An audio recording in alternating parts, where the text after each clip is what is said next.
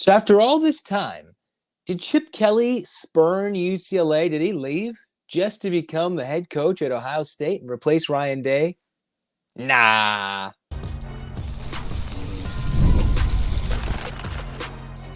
You are Locked On UCLA, your daily podcast on the UCLA Bruins. Part of the Locked On Podcast Network, your team every day.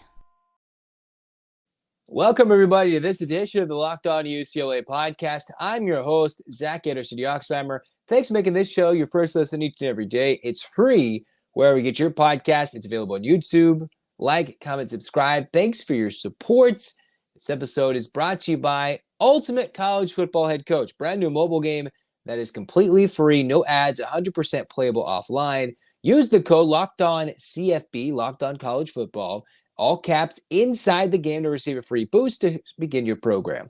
Begin your coaching legacy today. And speaking of coaching legacies, or lack thereof, we will talk about the likes of Chip Kelly, because it was thrown out there by other talking heads, the idea that Ohio State, they're dealing with a potential coach in the hot seat in Ryan Day. So what does he do? He hires an offensive coordinator. That offensive coordinator goes and gets a job at Boston College and Bill O'Brien, leaving the door for UCLA to get left high and dry, with Chip Kelly saying, after it's all said and done, I'm going to choose in late February, very late, in the season, when it comes to prepping for the next year, to go be an offensive coordinator at Ohio State at a now conference rival, to coach under a guy who he coached in his playing days, who he hired to his staff in the NFL, in college, at New Hampshire, in San Francisco, right? And that is what happened, that chummy relationship. And I believe those two coaches were together when UCLA and Ohio State got announced they were in the Big Ten together. They were playing golf. I think that's the story. So then, of course, earlier today, ESPN, you have Desmond Howard, who said, things on the hot seat, Ryan Day, hot seat, right? He's got to win with Jim Harbaugh out there and no longer at Michigan, and they've got their own problems despite Michigan winning a national championship. And UCLA, we've got our own beef with Michigan that predates any Connor Stallions nonsense.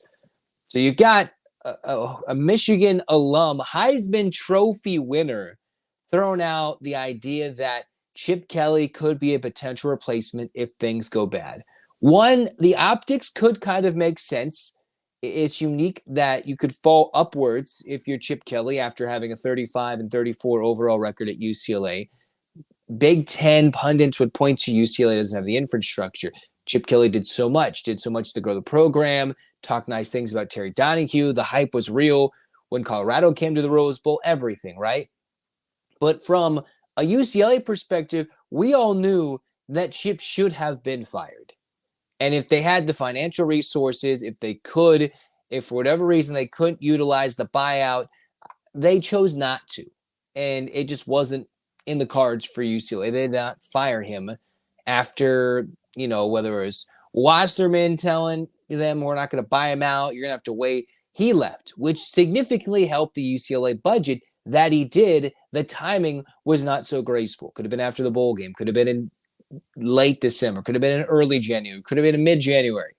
No, after it was all said and done, after all the coaching craziness with the late coaches being hired, UCLA still decided, with the coach literally going into a year or two after being extended, that they were not going to go. So the funny thing is, with the Michigan alum throwing Chip Kelly's name out there, it was recently talked about by Ryan Day when he was on a show with Greg McElroy about how Chip did not want to be the CEO. He did not want to be the CEO. He clearly forgot how to recruit. So it's kind of funny that the idea is being floated out there. Now, let's be real. It's the Michigan alum probably thrown out there for craziness, talking head purposes, but we're going to bite. We're going to chew. The fishing line was thrown out there. We're going to take it in. UCLA is not going to lose Chip Kelly to eventually become the Ohio State head coach. And the rational line of thinking here is, if Ohio State doesn't do well this year, how much is that going to fall on Chip Kelly? Because remember, last year, UCLA had an elite defense in 23 with Danton Lynn, which was one of the better hires from Chip Kelly, how they were able to find Danton Lynn, who then jumped across the quote-unquote pond, across the city to USC, right? UCLA just couldn't have the resources financially to keep D'Anton Lynn from going to USC to be a co-defensive coordinator of all things. Now, if UCLA was halfway decent in a usual Chip Kelly year offensively, could have made up his mind at quarterback, whether it was benching Dante Moore, whether it was coming out and saying, we're going to start the freshman and figure it out, or they're going to find a way to win with Garbers in 23 like they eventually did at the end of the season. If he could have commanded that room, UCLA in 23 does better things. They had flaws. Special teams was by no imagination good, but UCLA had quite capable returners, could have used the kicking game better. And yes, the offensive line was not there, but who's to blame? Chip Kelly. And now the joke is he's going out recruiting kids in LA that he didn't do when he was the head coach of UCLA. And now he's going and expanding his Big Ten territory as an offensive coordinator at Ohio State. So did he leave to go be an Ohio State head coach? That's a fun proposition. It'd be a unique question considering how long Ryan Day's been there after Urban Meyer was no longer the coach. And the success that Meyer had, whatever you thought about him, it just hasn't been reached in the same idea under Ryan Day, other than them nearly upsetting Georgia in the college football playoff semifinal on New Year's Eve in 2022. That was about the heights of Ohio State in recent years, right? When a kick went wide left or whatever, or right at midnight on the East Coast. So if Chip Kelly's going to get hired as a Ohio State head coach, it doesn't make any sense, because if they're going to succeed with Will Howard, and after what happened at UCLA, Deshaun Foster is left to pick up the ashes and the remains of what Chip Kelly left. Now, did Chip Kelly have to do things to help bring UCLA back to fruition after what was left with Jim Moore? Certainly, probably. Did he have to go through a COVID era? Did he introduce UCLA earlier on than Stanford did to the transfer portal? Good. They got that ready to go with this administration. Now, what was left to be desired was the entire Chip Kelly tenure, whether it's the opportunity to win any big games. He certainly succeeded his fair share against USC, which was always great. But when it came to one of the biggest games in recent memories against the Trojans at the Rose Bowl, UCLA fell a little short in that one. And then it came to multiple big games in 23, earlier big games against Oregon in 22, where UCLA just could not get big wins. And in 2020, that whole season was a season of falling short. And yes, it was a lost season due to COVID and the Pac-12 starting late. So it's just kind of funny that actually comes as an idea being out there. I think there's zero chance that if Ryan Day is let go by Ohio State, that they turn and pivot to Chip Kelly. I just don't see it when he left a job to go somewhere else. Now there's crazier things that have happened. He went from the Eagles, then went to San Francisco, and San Francisco immediately realized their mistake and got rid of him. Not sure how Ohio State would land there. And after all the crazy coaching carousel there was last year, you could certainly see maybe something similar happening this year that we just do not see at this very moment, right? You saw Brian Kelly go from Notre Dame to LSU. We saw UCLA sit there on their hands before eventually getting a player-first coach in the likes of Deshaun Foster, where the entire locker room burst out in excitement. But it's just kind of funny to see UCLA fans, we don't want to get rid of him at the end, right? After the Arizona State loss, that was embarrassing. Embarrassing. And then the way it was all dragged out, how, they beat USC. No. Anybody in the right minds, we all saw Chip at the end should have been let go, and the Bruins could have had their pick. But I'm loving the energy and the hype that Deshaun Foster is bringing, and everything happens for a reason. And I do not think that any reason other than Desmond Howard playing tricks and making fun of Ohio State, the fact that they might even consider Chip Kelly if Day is on the hot seat, that'd be so funny. And from a UCLA perspective, don't think it's reasonable. Okay? But what Chip did master is the idea of the transfer portal. And there was a report coming out of Yahoo Sports about how potentially that might change the windows of transfer portaling in that portaling season. Is it the right window? Think about it. And other Big Ten stories next on Locked On UCLA.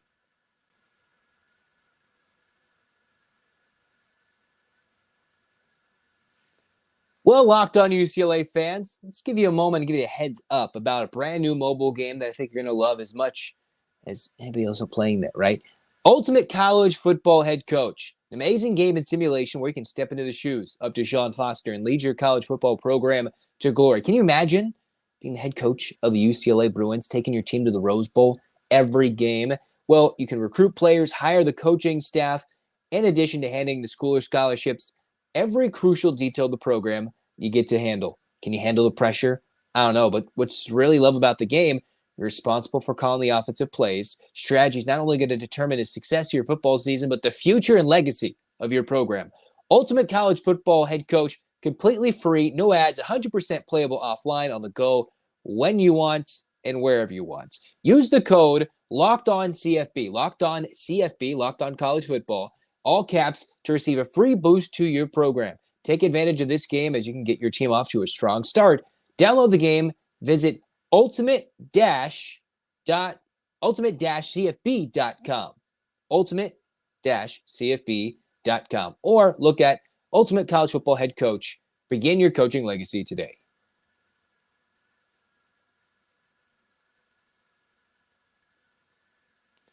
Cruising on, second segment of the Locked On UCLA podcast. Let's talk about the Ross Dellenger reports from Yahoo Sports, the NCAA proposing the elimination of spring football transfer windows. Okay, so now we just talked about a segment with Chip Kelly. The one thing he really did well at UCLA, which meant he neglected other things, was the transfer portal.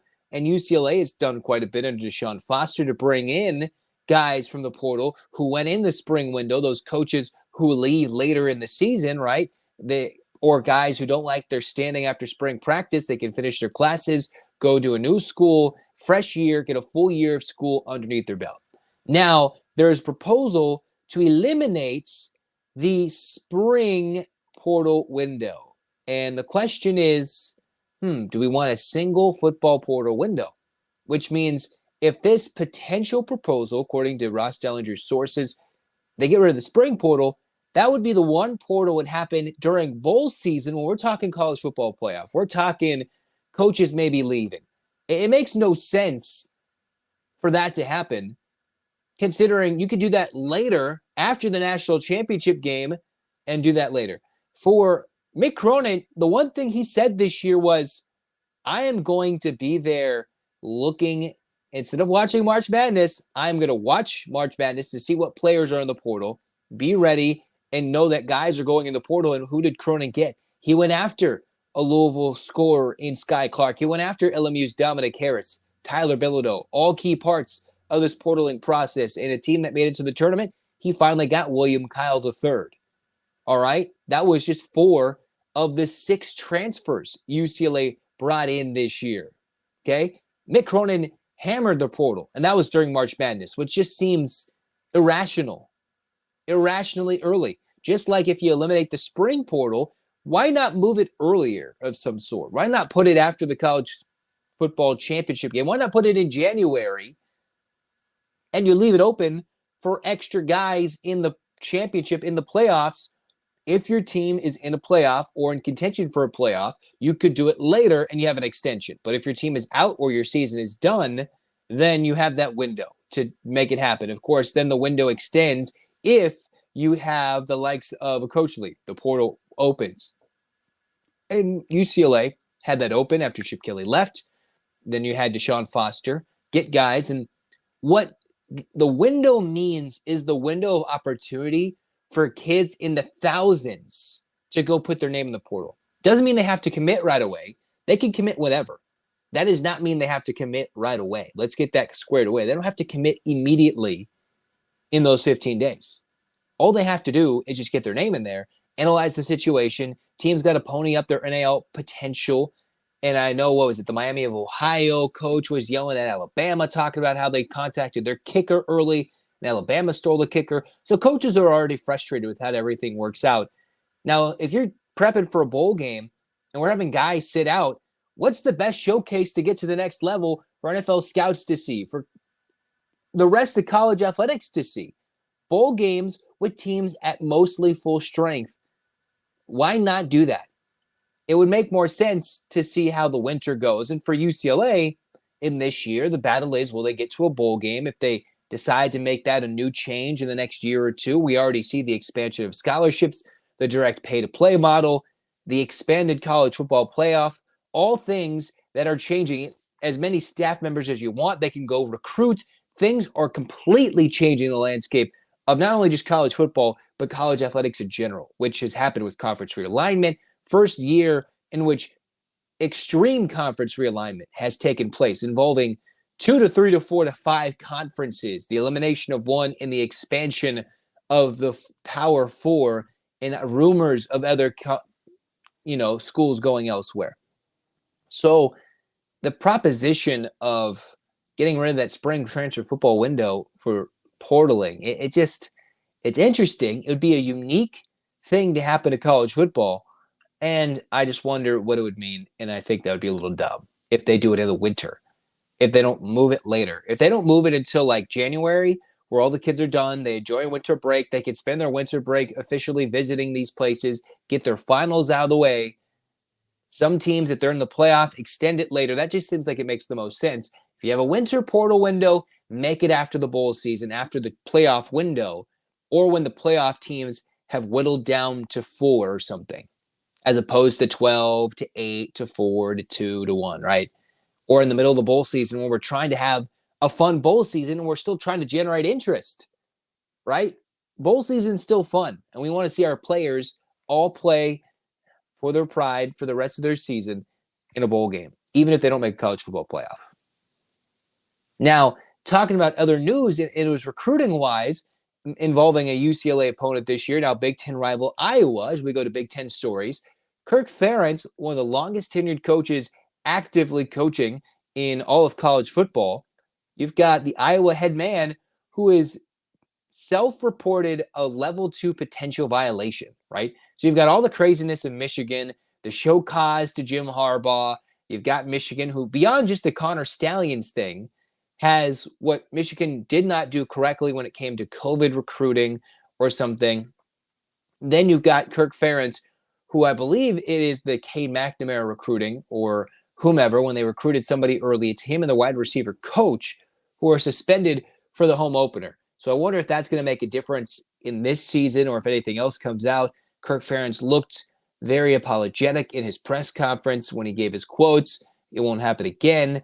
And you have to feel for some coaches, right? You have to feel it's getting ridiculous at this point. It used to be straightforward. It used to be a little crazier. Now, yes, it makes a little sense.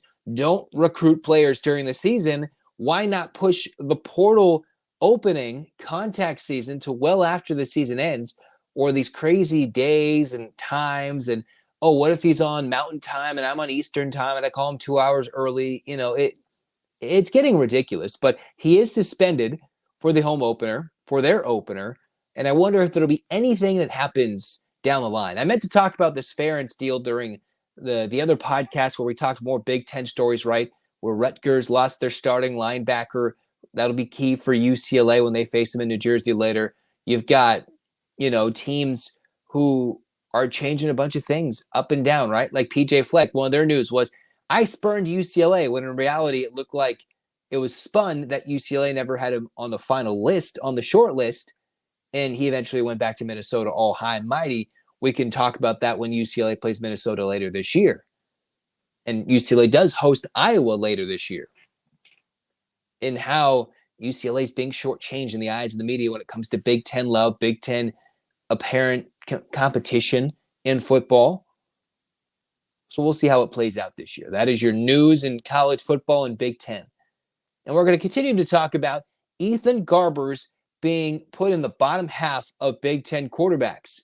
West Coast media, West Coast UCLA people who cover are all like, what? Are you serious? Are you serious right now? For a guy who completed 68% of his passes, 11 touchdowns to 3 interceptions, the team galvanized when he was in games? We'll talk about that next on Locked On UCLA.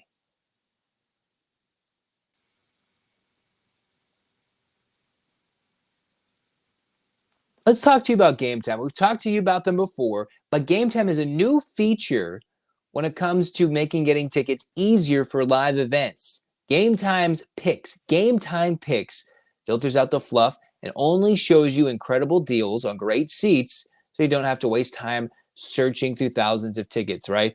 There's also 50% off Labor Day offers. Check it out, like Diamondbacks Dodgers. when it comes to going to Arizona to see the Dodgers. If you want to make a trip out to Arizona, what is a hotly contested NL West right now. And the Dodgers also host San Diego, so we're going to go get tickets. Check it out.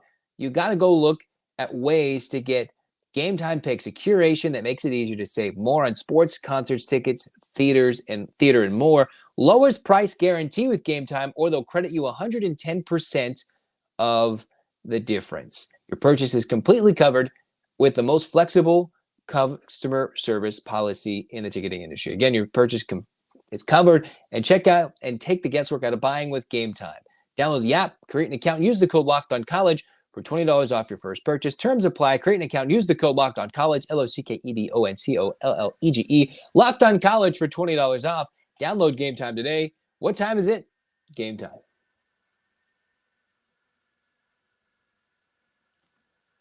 All right, cruising on, final segment. Let's revisit that Pro Football Focus release of where Ethan Garbers is in terms of Big Ten quarterbacks. They rated all the quarterbacks in all of FBS. I talked about it. Let's bring it up again.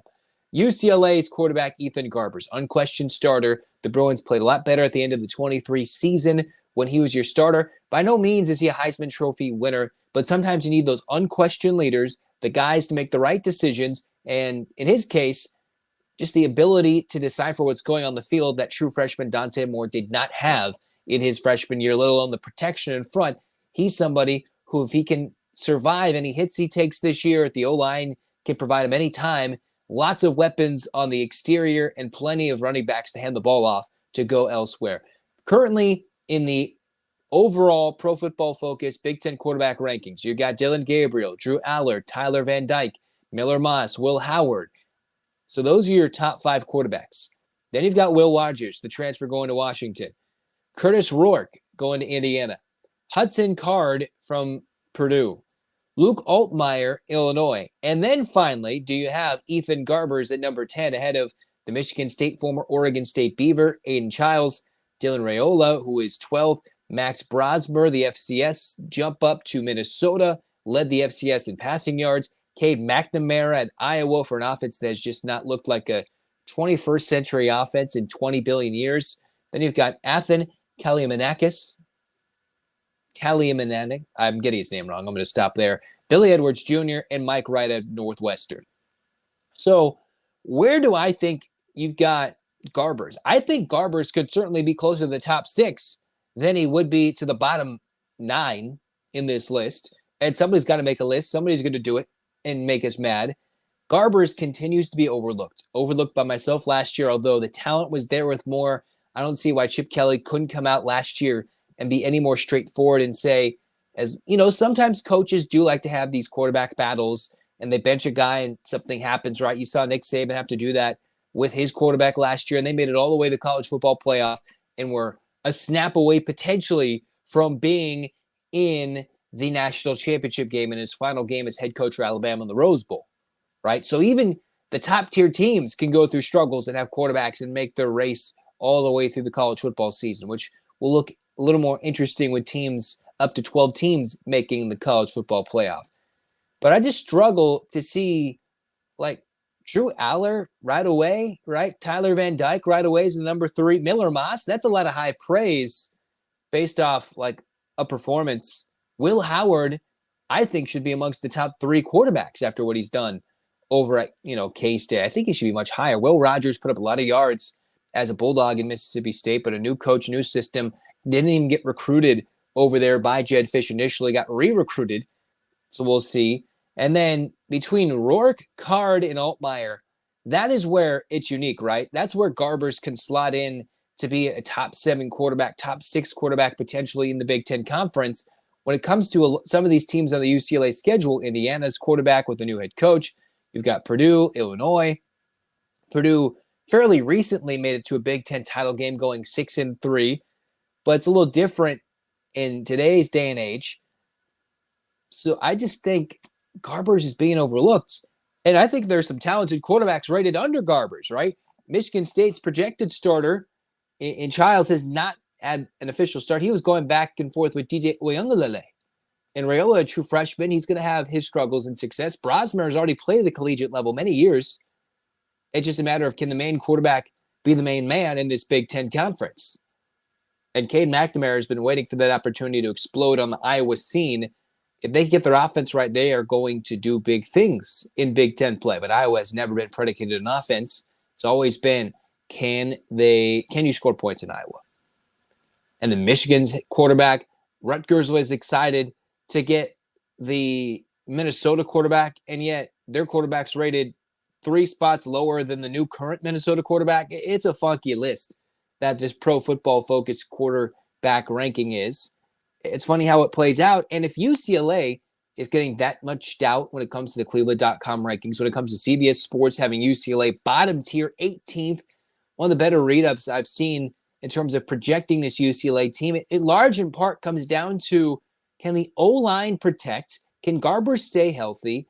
And how much can the defense, with just two of their top 12 tacklers returning, 3 of the top 12, can Tawia help anchor the interior defensive line? All those things, all those question marks, you could see in the quarterback list.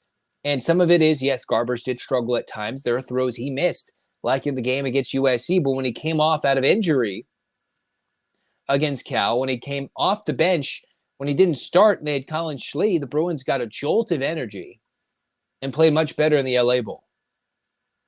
And despite that opening game against Coastal Carolina, when Dante Moore clearly looked better and the team had that spark, the unquestionable leadership, and after the freshman struggles begin to hit against better defenses in the Pac-12 last year, that's when Garbers started to take a hold. The opportunity to switch quarterbacks happened, and that's when the Bruins sprinted towards the finish line when Ethan Garbers was healthy, and could have very well UCLA could have had a much better record if Garbers was healthy for the Arizona State game, healthy for the Cal game, and everything in between. Top 10 quarterback in a Big Ten that's got 18 teams? Okay.